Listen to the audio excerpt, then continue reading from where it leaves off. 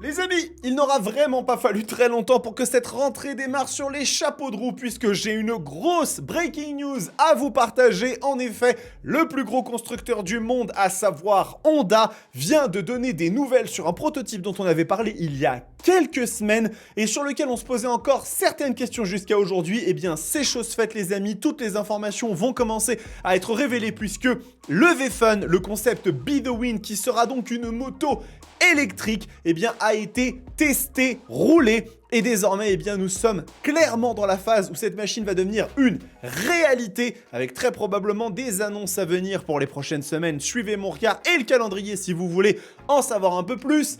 Bonjour tout le monde, bienvenue dans cette édition Alerte News de Moto Bistro, votre émission consacrée à l'actualité du monde de la moto. Et aujourd'hui, en effet, nous allons parler d'une annonce extrêmement intéressante puisque ça y est, Honda a fait rouler leur concept EV Fun, à savoir eh bien, leur prochaine moto électrique. Et nous allons en parler puisque cette moto risque de représenter quelque chose d'extrêmement important en termes eh bien, du futur de la moto électrique. Honda se met à fond sur cette technologie, ce qui veut dire que les autres constructeurs vont également très probablement leur emboîter le pas. Alors vous êtes sans aucun doute au courant que Kawasaki avait déjà commencé, mais dans un registre un petit peu différent, dans de la mobilité urbaine, bien plus calme que ce que cette machine à mon avis va proposer. Mais sans vous faire patienter plus longtemps, on va découvrir tout de suite le fameux dossier de presse qui a aujourd'hui été révélé par eh bien, Honda avec cette machine qui est ici. On va en voir des photos juste après, ne vous inquiétez pas.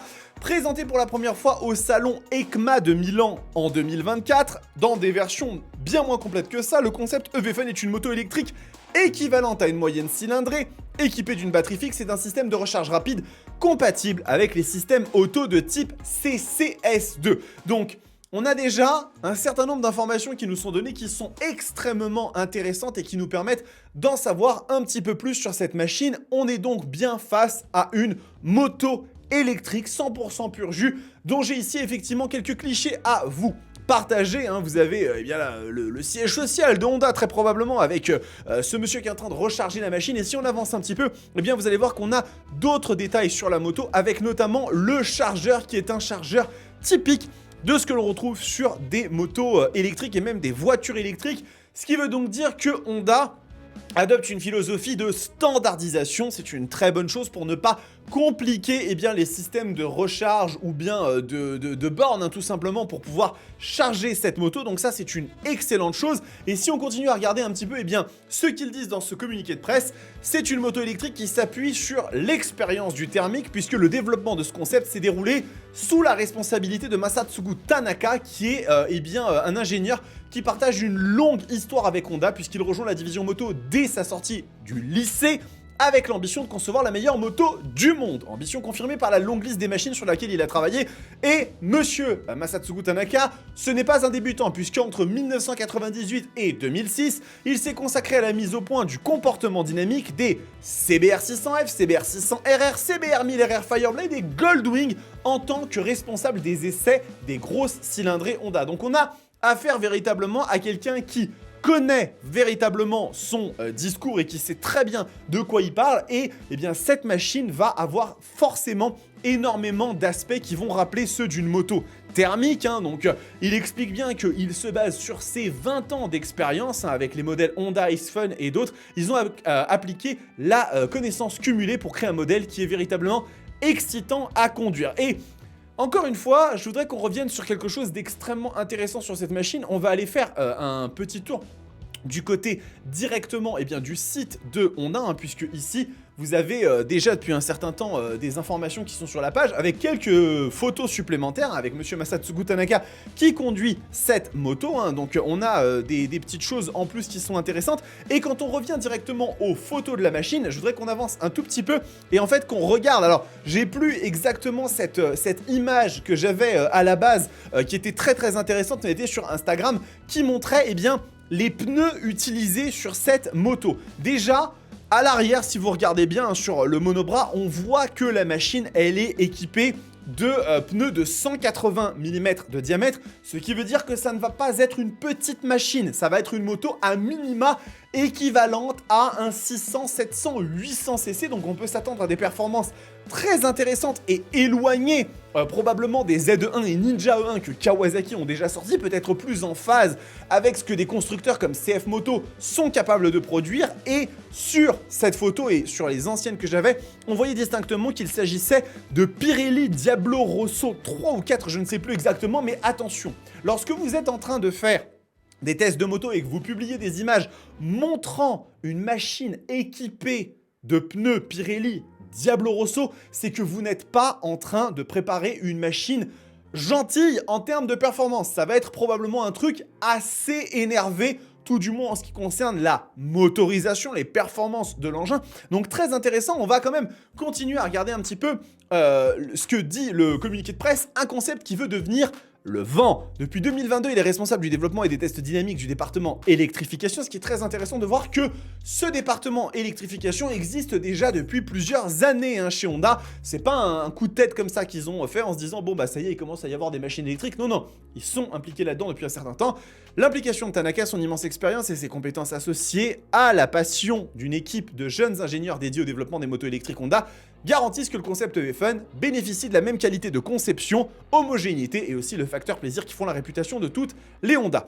Donc, on va revenir un petit peu, encore une fois, sur le site de Honda et notamment, excusez-moi, je reviens ici, sur cette machine pour en détailler un petit peu plus les aspects. Donc, comme vous avez vu, on a véritablement une moto qui est, semble-t-il, pensée pour quand même un usage à la fois dans l'urbain, c'est ce qu'ils évoquent, mais aussi sur la partie route ouverte et plaisir de conduite, ce qui n'était pas tout à fait le message des Z1 et Ninja 1. Là, on était vraiment sur des machines qui étaient plus imaginées, pensées pour une utilisation quand même plutôt urbaine, vraiment mobilité, commute, alors que Honda semble véritablement partir sur une autre philosophie, une autre dimension, avec une machine qui se veut, elle, véritablement au confluent, avec des technologies qui seront très probablement assez poussées, avec, regardez, une attention au détail qui est aussi assez prononcée, on a un monobras sur la machine, ça semble ne pas du tout être une volonté de faire quelque chose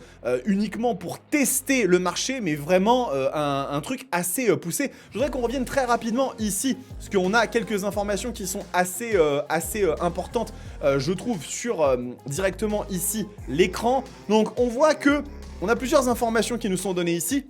L'une d'entre elles, c'est que on a une recharge donc, qui est à 34%, avec une autonomie estimée à 44 km pour 34% de batterie. Donc, on pourrait estimer quelque chose comme 140, 150 km d'autonomie. Maintenant, attention, on ne sait pas du tout dans quelles conditions la machine elle a été roulée ici à ce niveau-là, bien évidemment.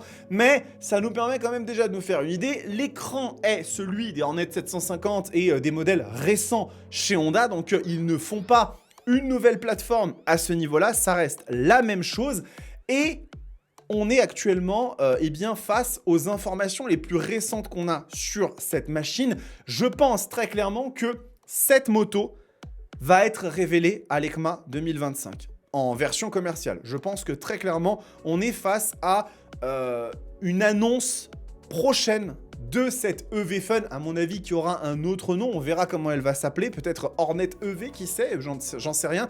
Mais ce qui est sûr et certain, c'est que cette machine est une réalité, cette machine n'est pas un proto ou un concept, la preuve en est avec ce dossier de presse, et cette annonce va être extrêmement importante pour le futur de l'électrification dans le monde de la moto, les amis, parce que si Honda s'y met, ça veut très probablement dire que Yamaha va suivre, peut-être Suzuki dans un quatrième temps, les constructeurs japonais qui s'y mettent, en règle générale, c'est plutôt ces trois-là, parce que Suzuki essaye d'orienter ses choix stratégiques en ce moment pour faire des machines qui fonctionnent et pour remonter un petit peu la pente de ces années 2010 qui ont été un petit peu plus complexes, comme c'est le cas pour tous les constructeurs, il y a des hauts et des bas. Donc, vraiment ultra intéressant, j'ai hâte de voir ce que ça va donner. Encore une fois, on se repasse rapidement les images qu'on a de la machine, avec ici ce chargeur qui semble directement nous dire qu'on veut être dans la standardisation, une moto avec des lignes qui semblent assez consensuel, mais avec un bras oscillant qui a quand même l'air assez costaud. On voit bien que la machine, elle est équipée d'une courroie, ce qui semble logique. Dans le monde de l'électrique, les courroies sont plutôt la norme. Ça permet de transmettre la puissance de façon un petit peu plus douce. Les motos électriques qui ont beaucoup de couple. On voit qu'au niveau des éléments, on n'a pas trop l'air de lésiner. On a des étriers de frein radio de chez Nissin qui sembleraient provenir, à mon sens, peut-être d'une CBR 650R ou d'une CB 650R. On est à peu près sur ce même genre d'équipement, je pense. Et eh bien, en fait, on est vraiment sur une moto qui semble, à mon sens, carénée et profilée pour être assez performante. Donc j'ai vraiment hâte d'en savoir un petit peu plus sur cette machine. Il semblerait qu'ils aient donné un rendez-vous prochain pour le 15 septembre. Il semblerait que pour le 15 septembre, il y aura des informations supplémentaires. Comptez sur moi, bien évidemment, pour vous donner toutes ces infos dès qu'elles sont disponibles. N'hésitez pas à vous abonner à la chaîne, c'est vraiment le meilleur soutien que vous puissiez m'apporter. Et en attendant les amis, la rentrée commence extrêmement fort avec beaucoup de news ultra excitantes. Comptez sur moi, je serai là pour tout vous donner en temps et en heure. En attendant, prenez soin de vous, kiffez vos bécanes. Ciao!